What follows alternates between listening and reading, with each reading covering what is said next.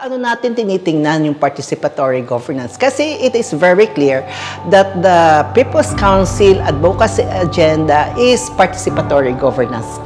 Klaro yan, malinaw sa bawat isa, na kaya nabuo ang People's Council ay para sa participatory governance. Alam mo kasi ang People's Council napakalaking tulong sa Guardians Coordinating Group.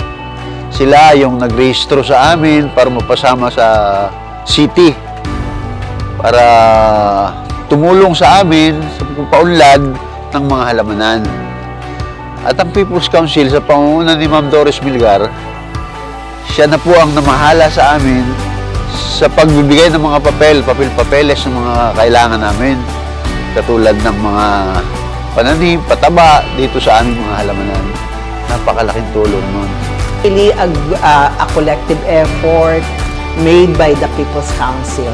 At yun nga po, napakaraming benepisyo na aming nakukuha sa gobyerno. Na katulad na nga po ng mga binhi, yung kasunod po na may mga voucher pa. Tapos kami po ay pinagkalooban na rin ng mga makinarya.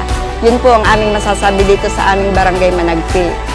Since we are existing, we are doing what is best for the People's Organization, for the CSO community, I think we're there. Nagpapasalamat kay Mayor Malu Murillo dahil po sa dinami-dami po ng mga nagdaang panahon sa lahat ng mayor, ngayon lang po kami nakaramdam na may isang ina na gumabay sa amin upang kami ibigyan ng trabaho, ng pagkakakitaan, kaming mga ina na nasa bahay. Kami po ay lubos na nagpapasalamat dahil kami po ay inyong tinutulungan. Lalo't higit po, lalo na po ang anak ninyo, tinutulungan niyo rin po kami. Sir Ace, thank you po.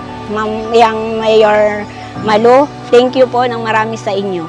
Hindi po namin makakalimutan ang tulong ninyo. At ito po ay aming palalaguin, huwag po kayong mag-alala. Salamat.